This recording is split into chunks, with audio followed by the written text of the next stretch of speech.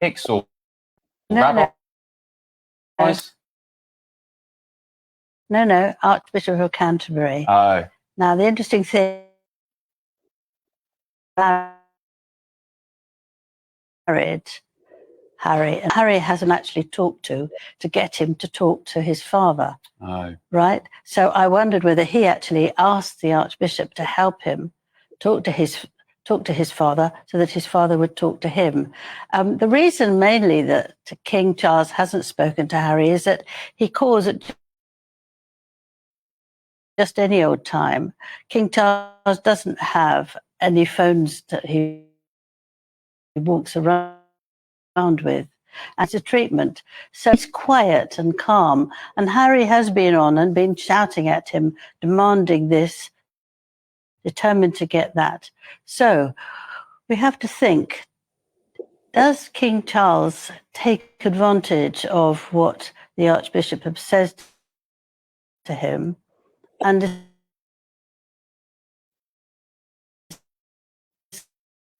decides to see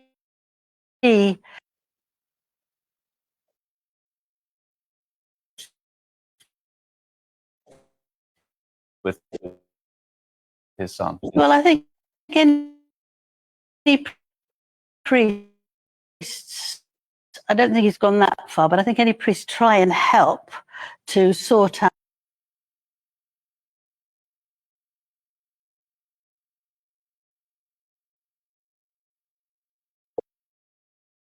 they are very positive about people working together. And I think the King Charles is very worried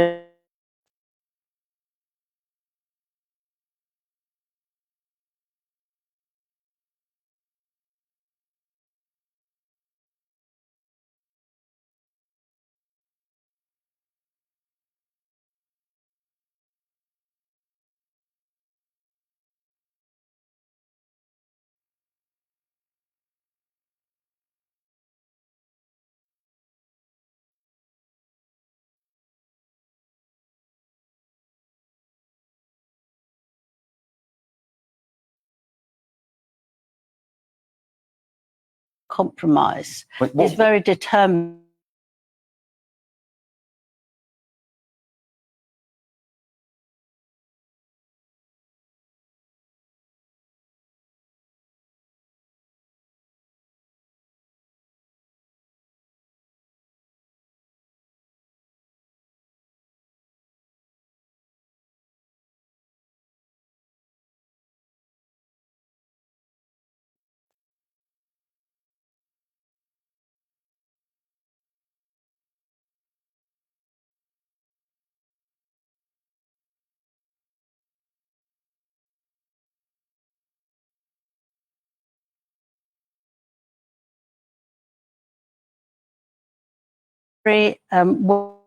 Won't give in. He won't compromise.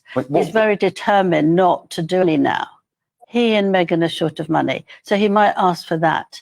He might want to get sell them and make money out of that.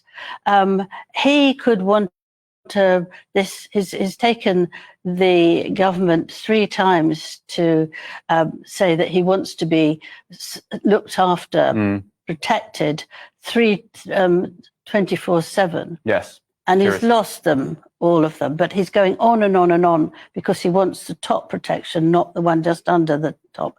And I think that he wants a lot out of it, but he actually won't give very much in it. And he wants a big house. But we have to think, what will William think about this? William will be crazy about this. He absolutely wants nothing to do with Harry. How would the princess feel about that? She's been ill, and she will feel that Meghan has been so rude, Harry has been so rude. Does she want them around? I wouldn't have thought so. So it's very, very difficult. It's not simple, but I think we have to know from Harry and Meghan that they are going to. Okay, well, that's a bombshell revelation, just and his son. Who knows what will happen? So many people watching this tonight will say, well, Harry doesn't deserve a second chance, but Yeah. that remains to be seen. Angela Levin.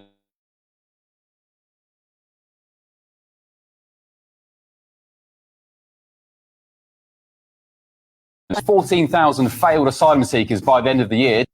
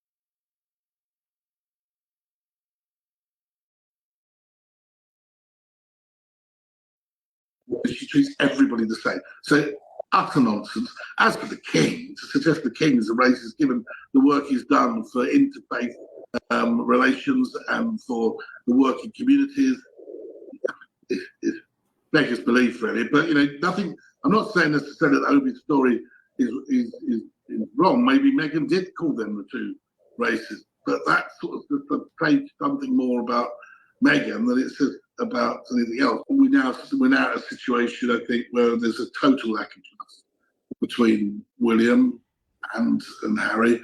Look, I think the king, is his son, and he would love there to be a relationship, I'm sure, but he too cannot trust him. Harry slated the Queen Camilla. That makes life very, very difficult. And when he turned up as after the king had announced that he had cancer, was given half an hour, 25 minutes at Clarence House. That sort of shows you the level of mistrust. The fact that they was reorganised. I think he thought it was going to go and stay at Sandringham, but it was rescheduled for a short, brief meeting at Clarence House. That sort of says it all, really. Now, there are bombshells after bombshells in this #1 Sunday Times best-selling book, Catherine the Princess of Wales by Robert Jobson. I want to talk about a couple of historic moments, Jobbo, that you have actually brought some real exclusive reporting to and a lot of context to as well. So firstly, that walkabout, we all remember it. It shocked us. No one was expecting it. Just days after the death of the late Queen, emerging outside Windsor Castle, having really not spoken to each other for months and months and months, the Sussexes and Prince William and Catherine. Now, you say in this book, you reveal in this book that actually that's really one of the hardest things that Catherine's ever done. Yeah, she said that. She said that to somebody within the family. It was one of the hardest things she ever had to do. Because, there'd been so much said, and actually there was stuff that came out afterwards that was even worse. But there's been so much said and so many accusations that to put on that show, and you only have to look at the actual way when Catherine gets out of the vehicle and sees Meghan, she gives her a pretty firm stare. It must have been pretty difficult for Meghan too. But at the end of the day, a lot had been said, a lot of damage had been done. And she didn't want to do it. Well, not didn't want to do it. She did it because of the Queen, and because a love and respect for the Queen, and because of the love and respect for her husband. But they decided to do that. This Fab Four show of, the show. But it was a bit like, putting the Beatles back together in 1971, it wouldn't have happened, So I just think, and I don't think they were the Fab Four. I think clearly Meghan was probably more like the Yoko Ono of the scenario. Well, the thing is, she's an actress At too. the end of the isn't day, she? it was very difficult. She said it was the hardest thing she had to do. They did it. She did it out of respect for the Queen. But no, they weren't particularly. I mean, you only have to look at the body language to realise they weren't. There wasn't some sort of reconciliation there.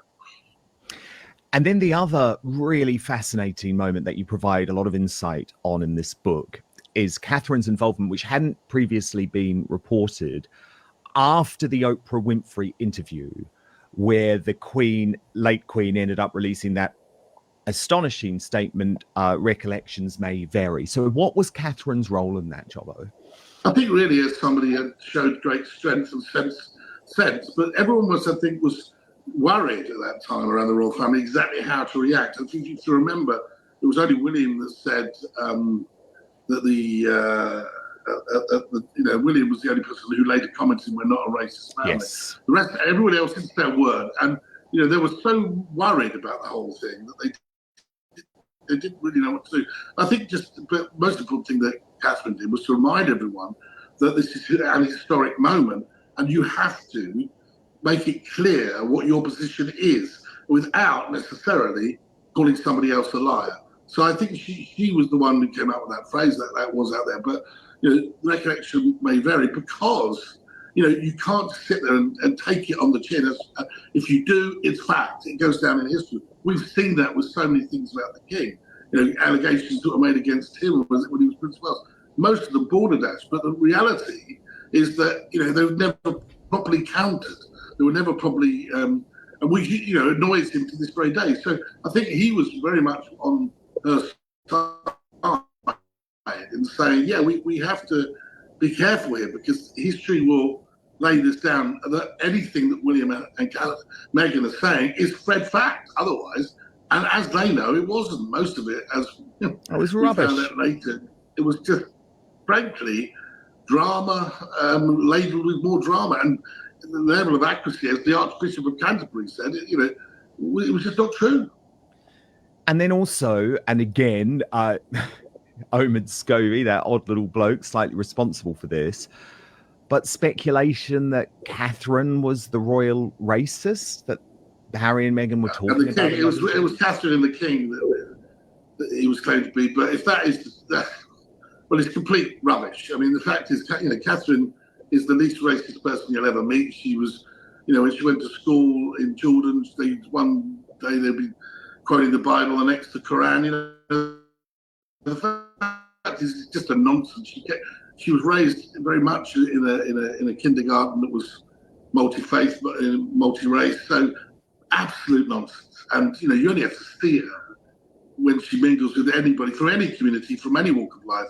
She treats everybody the same. So utter nonsense. As for the King, to suggest the King is a racist, given the work he's done for interfaith relations and for the working communities, it beggars belief, really. But nothing. I'm not saying necessarily that Obi's story is wrong. Maybe Meghan did call them the two races, but that sort of portrays something more about Meghan than it's about anything else, because it's simply nonsense to suggest that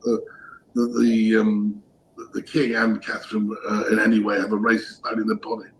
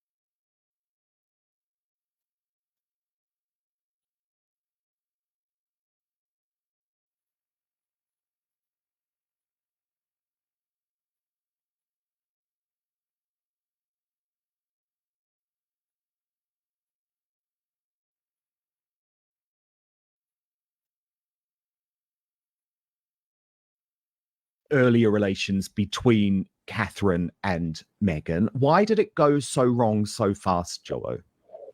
Well, do you know, one thing I would say on both Meghan and Catherine's defence is that I think that this was always going to be a media story. From covering Diana and Fergie from the 90s, you know, they were always pitted against each other, and they were friends actually for a while, but then they fell out.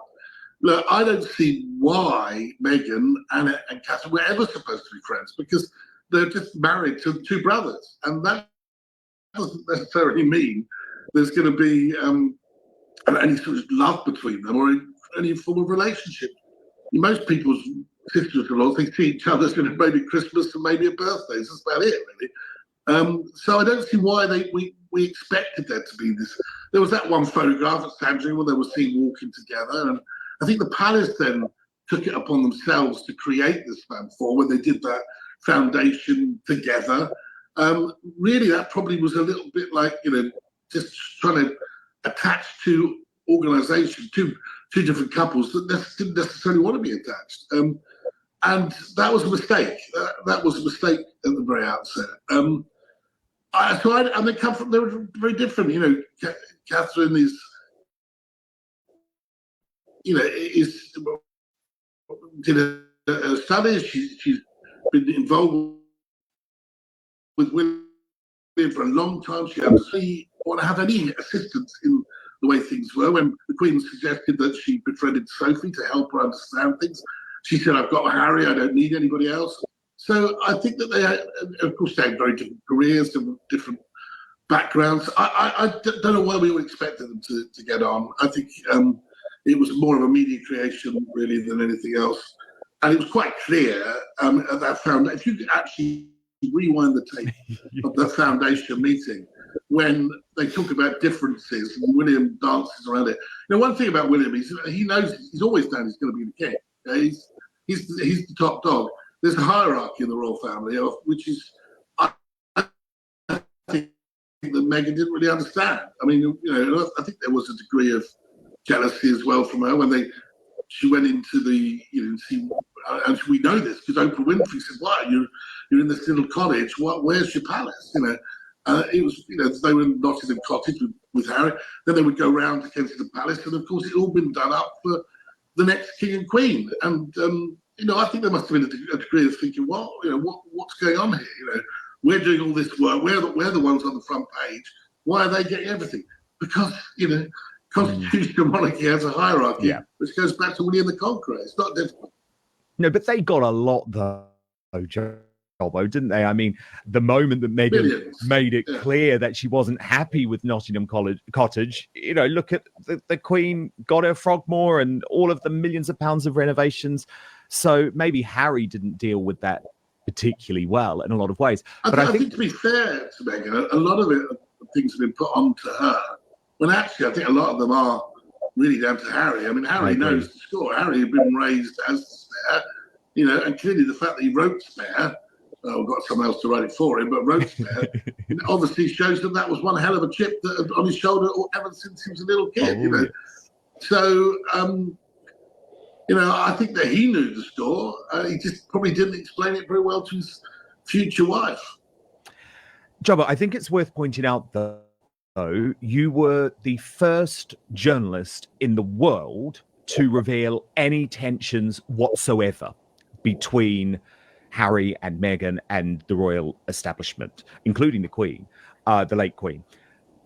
A lot of people forget this because it wasn't in the book that you wrote about William, but it was actually in the book about Charles, which was obviously a brilliant biography, where you got a lot of access. But you revealed for the first time, when everyone thought that things were going great between the Fab Four, that actually in the run-up to the wedding, so before they even got married, there had been all of these issues between members of the royal family, members of the royal household, and the late Queen had actually had to get involved. And you were the first to reveal that now infamous line, "What Meghan wants, Meghan gets." So how difficult was it for you to sort of go against the grain at that time, which was, oh, everything's really great between these two couples, even though that certainly wasn't the truth?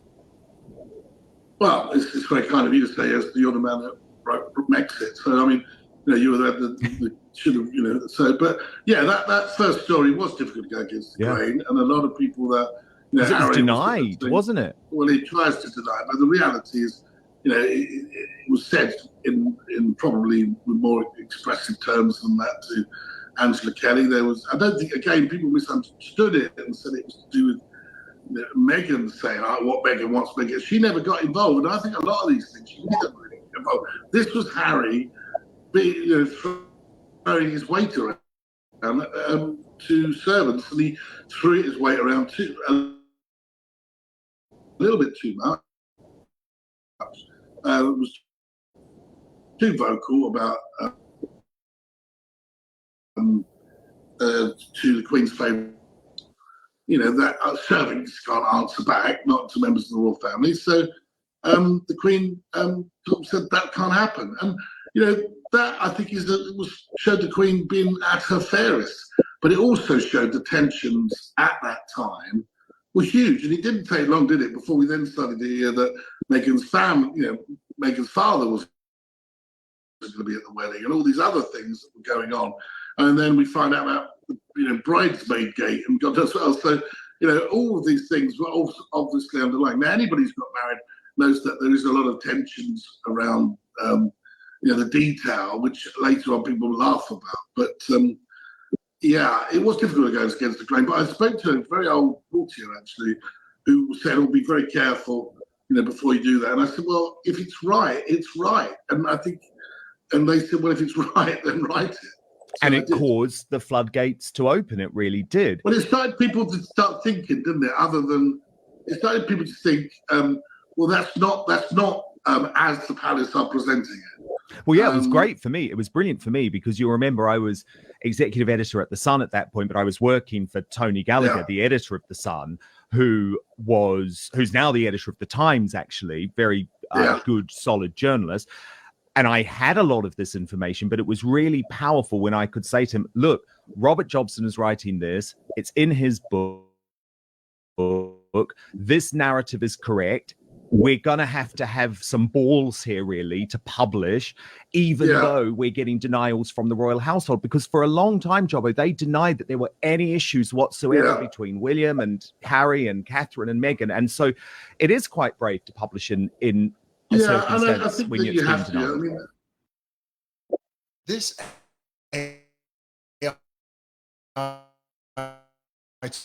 tool will take your idea and create a complete book, complete with design, images. But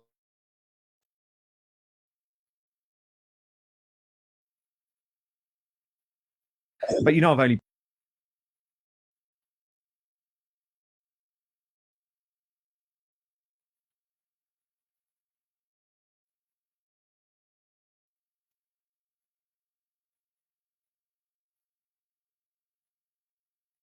I've done it now for probably too long, 35 years. I'd say just remember, there's no point really sucking up to press officers.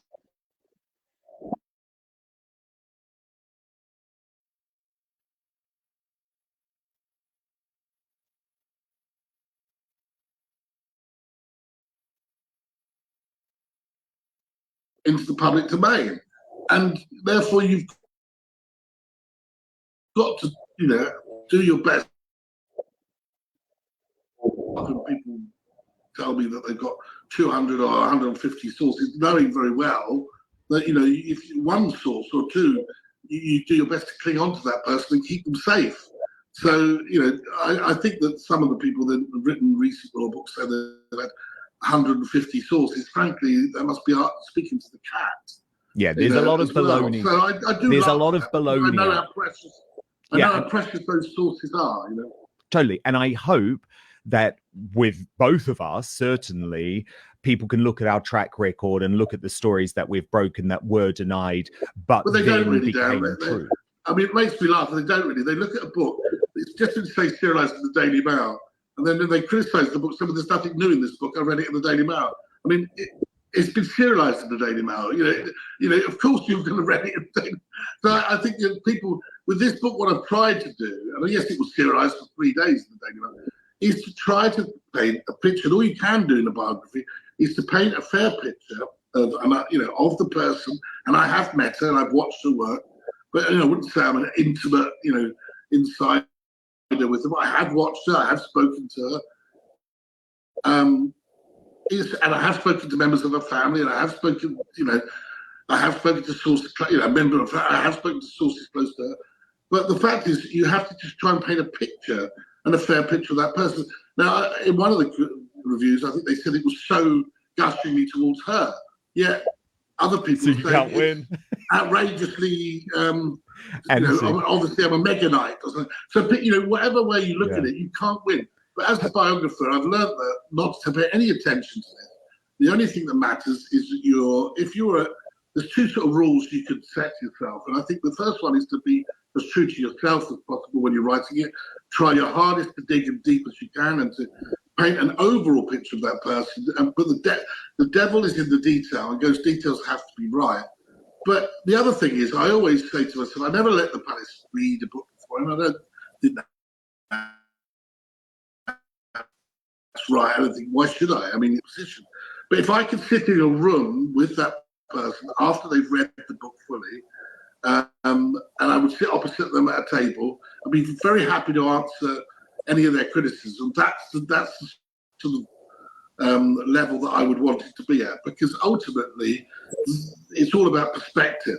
And I think that in this book I paint a very fair picture of a person that really has been a bit of an enigma, really. And in many ways, sadly, even after writing it, she still is a little bit. But I hope really I've been able to sort of present. Well, she's not a Diana, is she? She's not a Diana where she's calling up journalists and, Diana would make jokes with you. She's not like that. Jobber, you mentioned the bridesmaid gate. Do you know if Meghan made Catherine cry? I think I think there were a few tears by both. Let's just put it like that. The reality is, it was an upsetting moment involving a small child that really hadn't done anything wrong. My understanding is that Catherine, given that it was Meghan's wedding that was approaching, tried her best to make things better, to try and build bridges after the incident. I'm not sure how well received that was. And can we just discuss where things are at now? Because there was this, I guess, life-altering moment in terms of the release of Spare, which you referred to earlier in our discussion. But that changed things permanently, didn't it, Jobbo? Because as soon as Prince Harry decided to make public personal communication between Catherine and Meghan over that incident, he literally in the book publishes the text messages, which I think is really ironic for someone who is still suing newspapers for phone hacking that apparently took place 20 years ago, yet he's prepared to reveal Catherine, the future Queen's private messages in a book. But also, of course, the stories about William, but given we're speaking about Catherine today, we don't need to go into it too much. But is it true that once that happened, that was it for William? Because he's very protective of Catherine and he just thought Harry had massively overstepped. I actually think it's even before that. I think that you got to remember that Harry was very much not the king's favourite as such, but was very, very close to the king. William's relationship a bit up and down really with the king. It was a question of total lack of trust. I think that whatever William is accused of doing, whether he was just trying to warn, to say to his brother, I think you rushed into this relationship, it was taken very, very badly by Harry. They fell out very, very quickly. Sides were taken. it was all very, very emotional, wasn't it? Really, and over the top. We're now at a situation, I think, where there's a total lack of trust between William and Harry. Look, I think the King, is his son, and he would love there to be a relationship, I'm sure, but he too cannot trust him.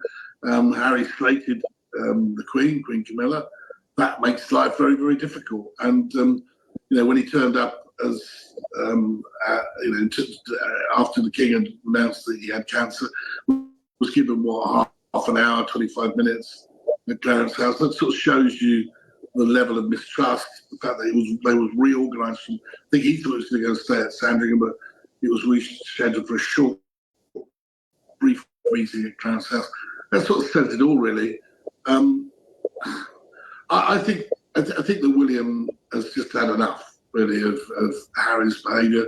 Harry's argument is that even the King, when Dimbleby wrote that book, breached the trust with his own parents, the Queen and the Duke of Edinburgh, and in many ways he's probably quite right. I was around when that book emerged, and it was a bombshell when it happened, with all the criticism of the parenting skills of Queen Elizabeth and the Duke of Edinburgh. So, there has been some sort of link. Although I don't think that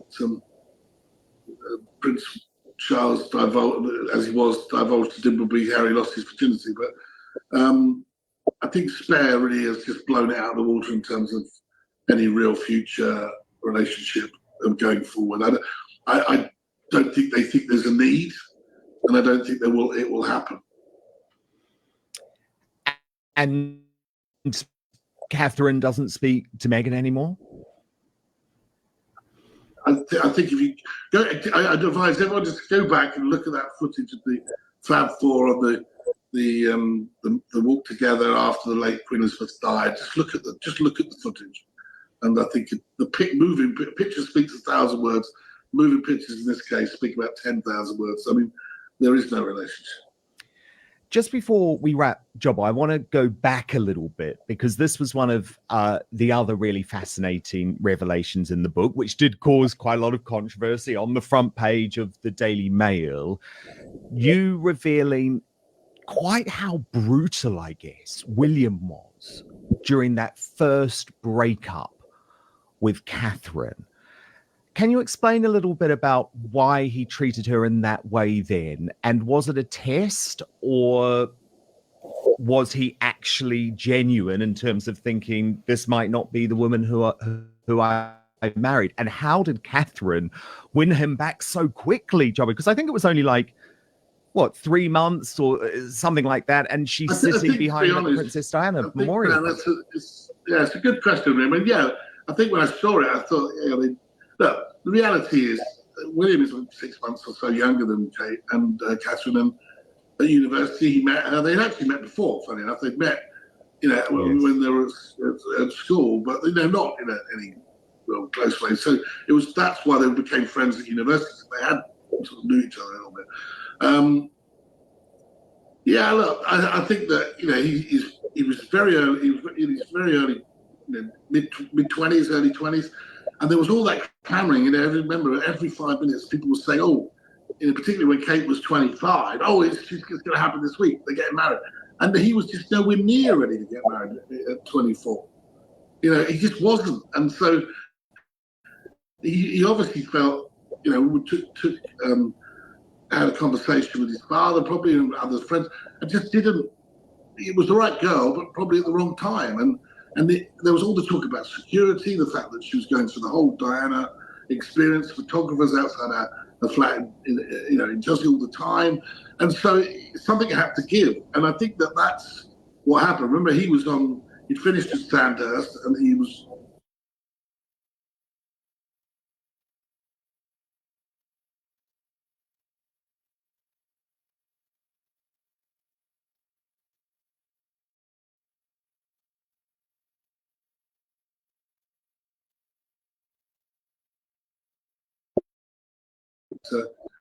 and that has been done with the support of his wife and his father. And there's no doubt, too, he's got much closer to the King as well, although they still have their ups and downs.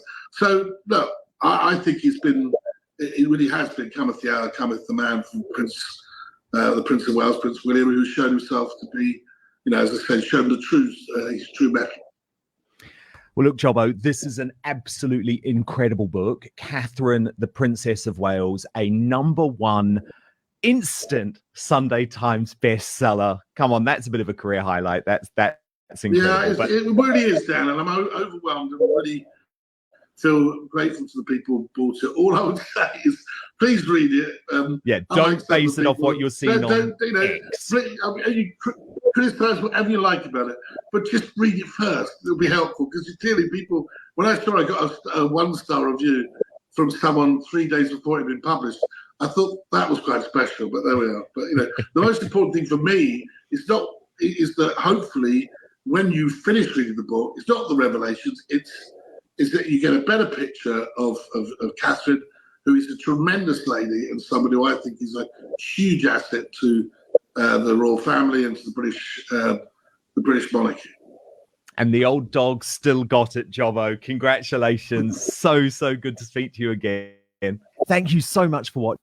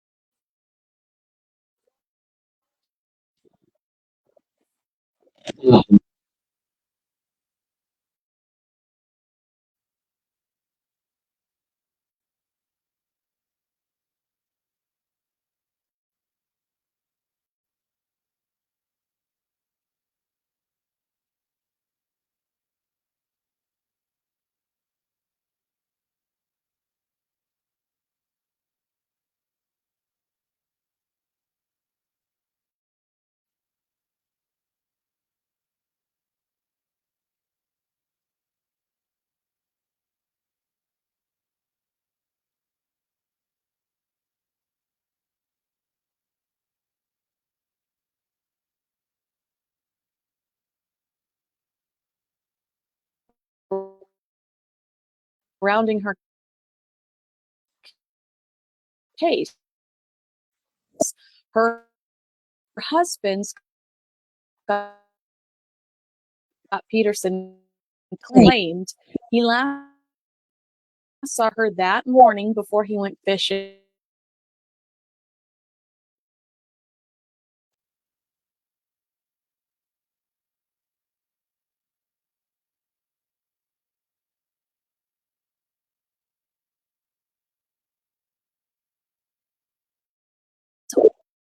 Also learned, and this was the bombshell that Nancy Grace always, the bombshell tonight. This is the bomb.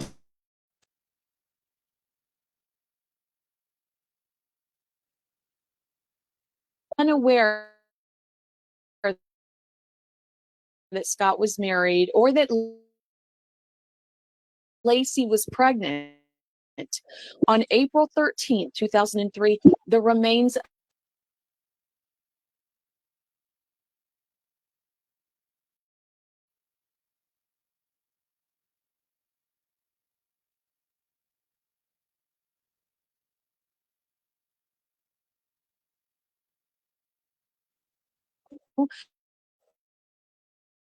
her disappearance quickly. Also, just the mysteriousness surrounding her case. Her husband, Scott Peterson, claimed he last saw her that morning before he went fishing at the Berkeley Marina. When Lacey did not return home, he reported her missing. The investigation into her disappearance quickly focusing on Scott, especially after inconsistencies in his statements. The police also learned, and this was the bombshell that Nancy Grace always, the bombshell tonight, this is the bombshell, that Scott had been having an affair with a woman named Amber Fry, who was unaware that Scott was married or that Lacey was pregnant.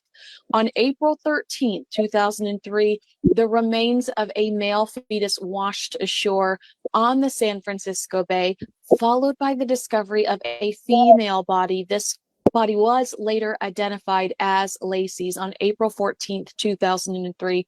The location of both bodies near where Scott said he had been fishing on Christmas Eve. Scott Peterson was arrested on April 13th in La Jolla, California, near the Mexico border. He was charged with 2 counts of murder, one for Lacey and one for Connor, their baby boy, the fetus. The trial began in 2004 and garnered unbelievable media attention. The prosecution argued that Scott killed Lacey because he wanted to be free from his marriage and loathed the idea of becoming a father. The defense claimed there was no direct evidence linking Scott to the murders. On November 12, 2004, Peterson was found guilty of first-degree murder for Lacey's death and he was sentenced to death on March 16, 2005, and sent to San Quentin State Prison to await execution. His case has gone through various appeals, and in August of 2020, the California Supreme Court overturned his death sentence due to concerns over jury selection, though his conviction was upheld. In December 2021, Peterson was re-enrolled. Now, the LA Innocence Project is controversially working to free Scott Peterson through a new DNA test. How about no? Lacey Peterson's murder remains one of the most high-profile criminal cases in American history, likely due to the extensive media coverage and tragic nature of the crime, but also just the mystery that continues to surround it.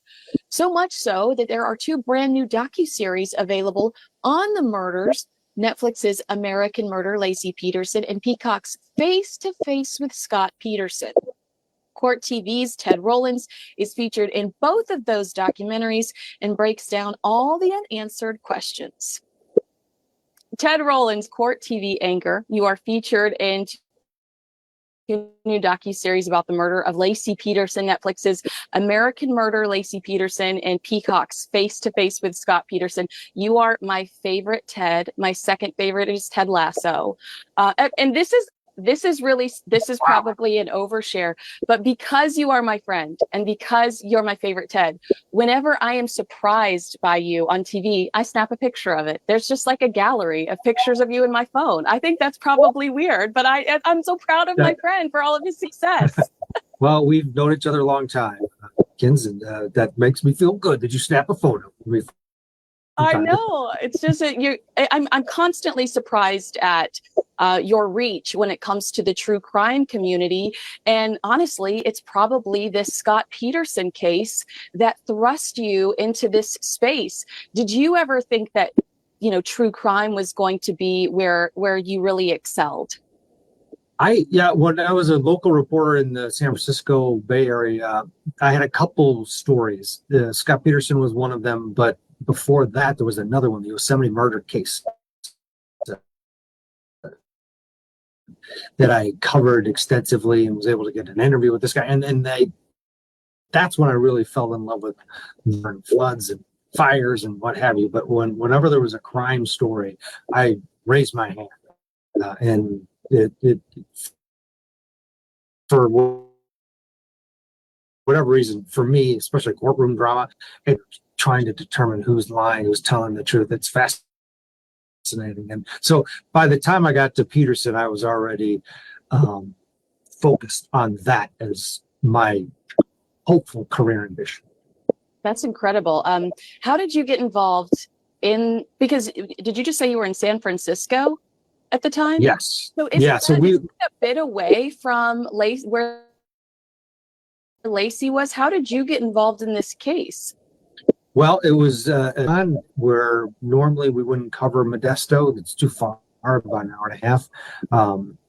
We get this flyer, missing pregnant lady, and there's this picture of this beautiful woman, and hey, let's go, and let's see what's going on here. And it was the Christmas holiday season. As soon as you saw her picture, you're immediately drawn to it. So we were, as a newsroom, we're like, oh yeah, this is an interesting story, that hopefully she's fine. And we went down there thinking we'd maybe by the time we got there, she'd be found, or the next day would be a one-day kind of journey. Who knew 20 years later to still be talking about it?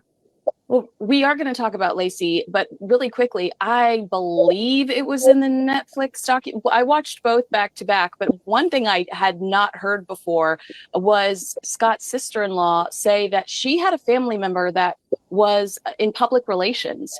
And the reason they felt like it caught fire so quickly was because they had this powerhouse PR expert that had sent out a press release. And so that was really interesting to me because I'd never heard that aspect before. Did you know that? No, yeah, I learned that as well. It makes sense though, because the media was onto the story very quickly. And that would make sense. Again, it's from Christmas to New Year's in a local news environment, there is not much going on because people are at home enjoying time with family. So there was a lot of factors, I think, that went into the immediate attention that this case got. And in my opinion, number one was Laci, and just that photo of this beautiful pregnant woman. And you wonder, where is she? Right. Well, tell me about Laci. She was so cute. I've never heard a single negative word about her. And despite that horrible ending, I always associate her with a smile on her face. Like the way you're describing her, that is always how I'm going to remember her. And it's not always like that for victims. Not at all. And sadly, in a lot of cases that don't get attention, it's because you don't have that smiling victim or that person that catches your attention and creates empathy. But yeah, to a person, she was that person that lit up a room and was, she was the opposite of a wallflower. She's very smile on her face, but also very engaged, if you will. And I think that she was fierce. Her mother would tell stories about, you wouldn't want to go up against her because she was a strong-willed person, but she made an impression on everybody that she encountered.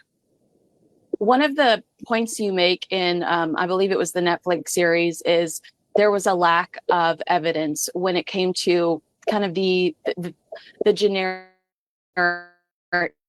blood. There there's no blood spatter. What was missing from this case? What would investigators be looking for that they truly lacked? There was a lot missing. And when you take Scott Peterson's behavior out of the equation, and I think the LA Innocence Project is sort of doing that, and that's why they have gravitated to it.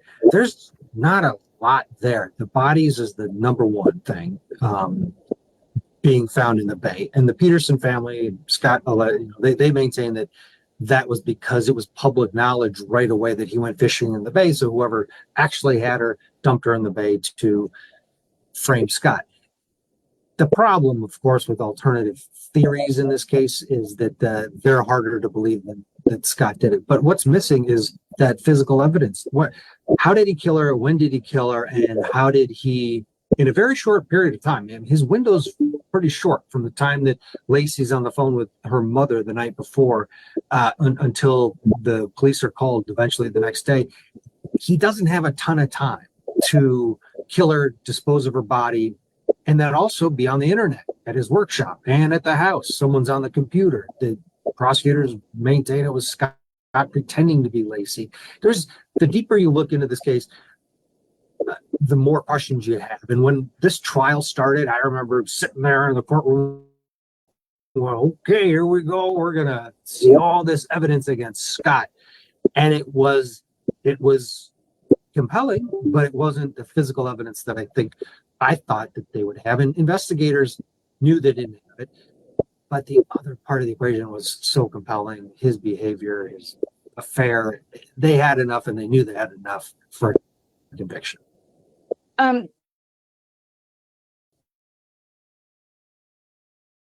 Daily Beast said, in Face to Face with Scott Peterson, what was your initial reaction?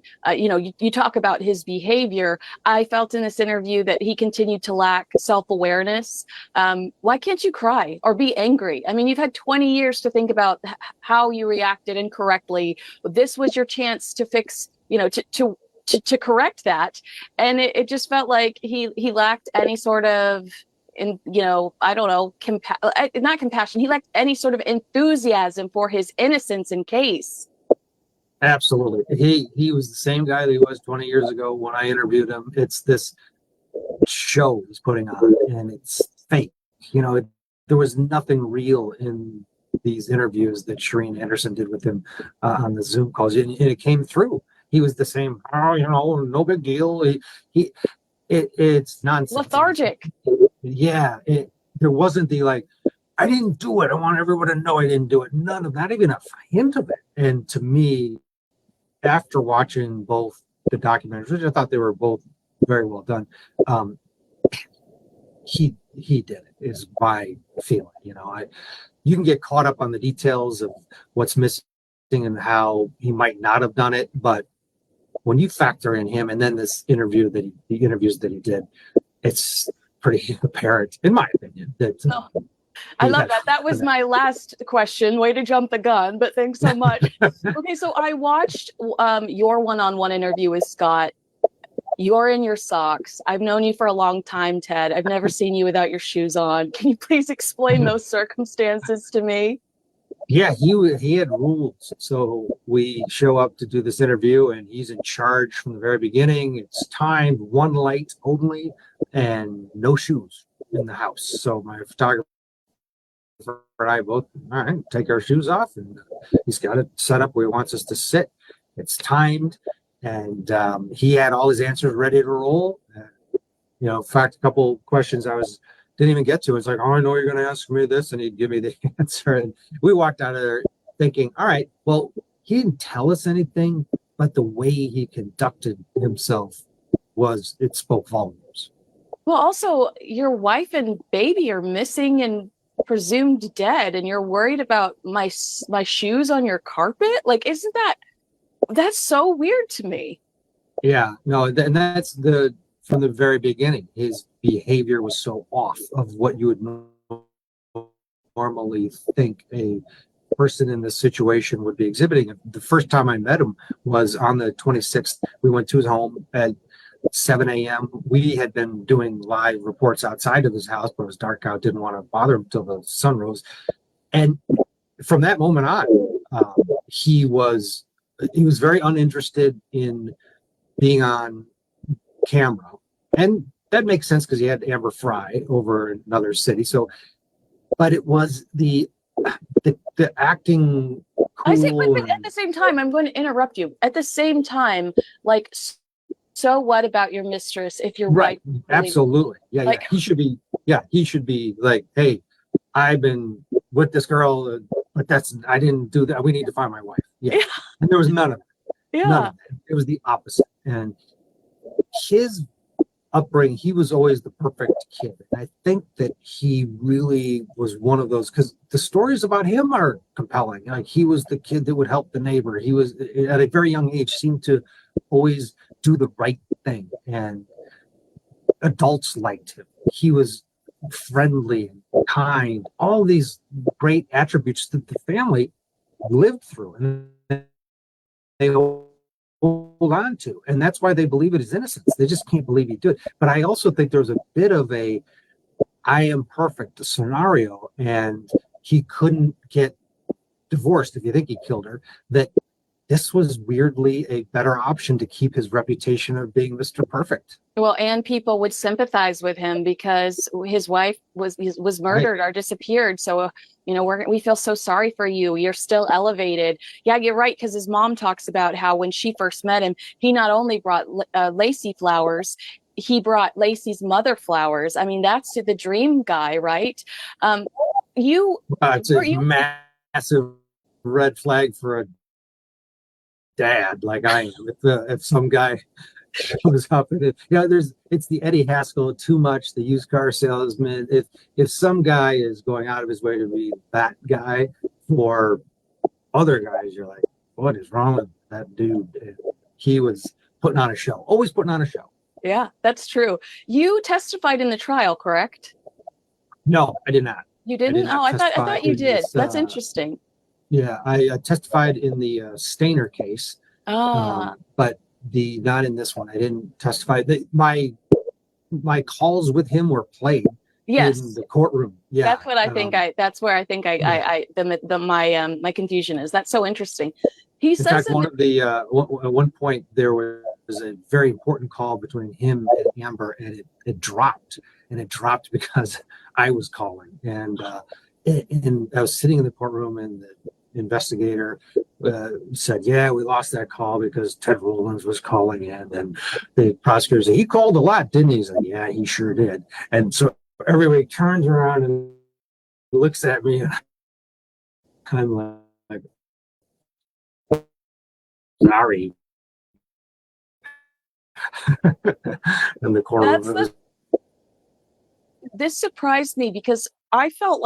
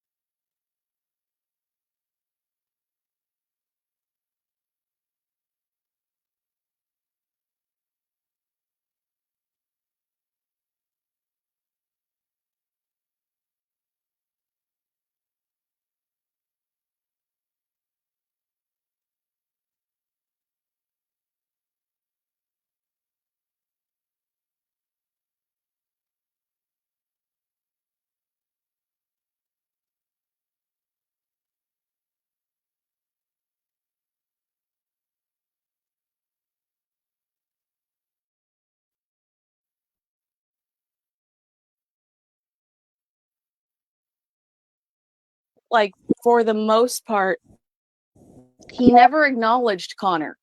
Is that true, or is my memory not correct there? No, I think that in the interviews in the family had stories about that too as well. That there didn't seem to be this feel. One of the specials, Sharon shared that I think it was Sharon or maybe the investigators, he kind of turned the nursery into a storage room and didn't,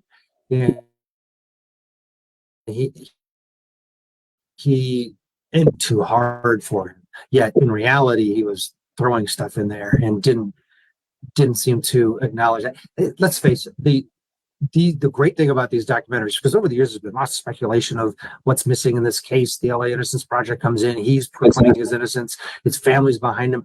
I think these documentaries, even the Peacock one, which takes a more pro-Scott look at the case, I think at the end of both of them, you watch and you're like, he did it. This feels really okay. Let me tell you when I made that face was when I found out at the conference in Anaheim where he meets the friend of Amber Fry that introduces Amber Fry to Scott. He's wearing a horny bastard name tag.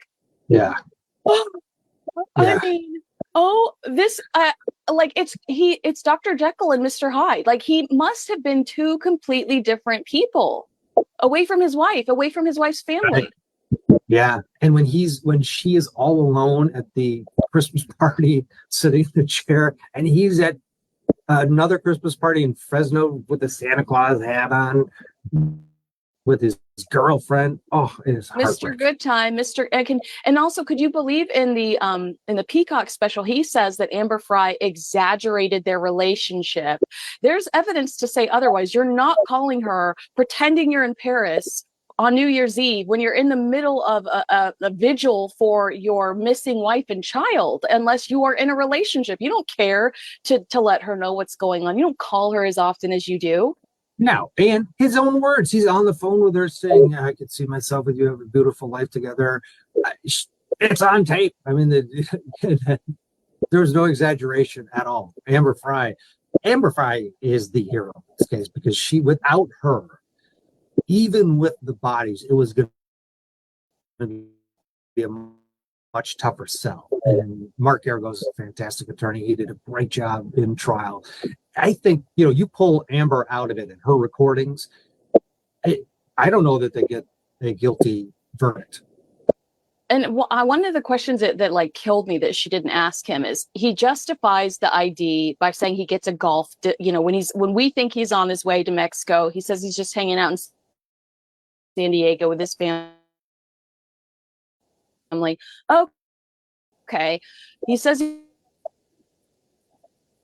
okay, convenient excuses. I'm buying it. Why did she not ask? Then what is the Viagra for? Your wife is potentially dead.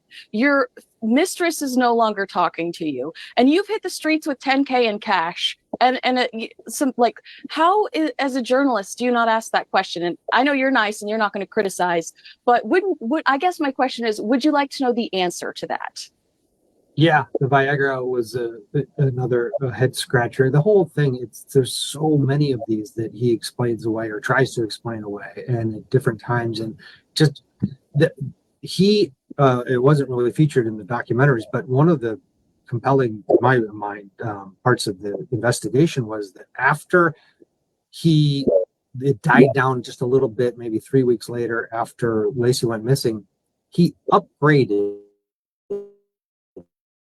his cable system and the porn channel. He subscribed to like the hardcore porn channel, while his wife has only been missing for 3 weeks.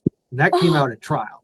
So again, to the Viagra talk, I think he had a whole weird life going on the I mean, side. both documentaries should have included that, because I would have been like pausing, texting everyone I know, like, this is crazy. I can't even believe this.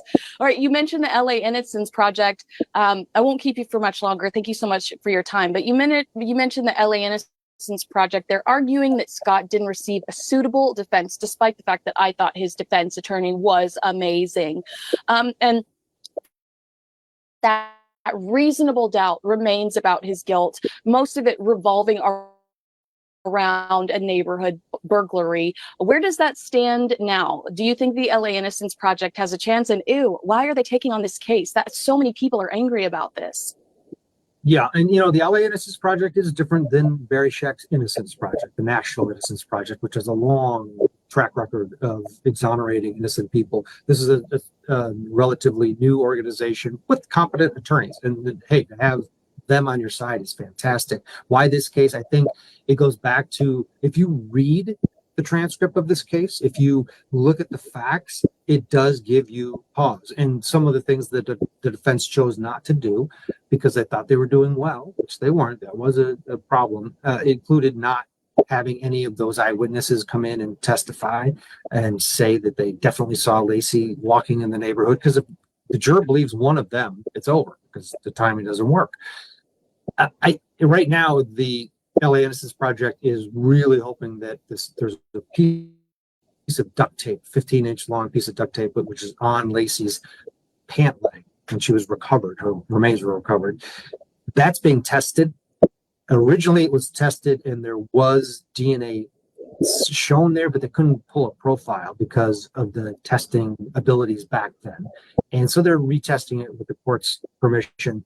If that comes back and it shows some person's DNA, it could give them leverage to maybe catch the attention of the court, and he has a small chance of maybe getting a retrial.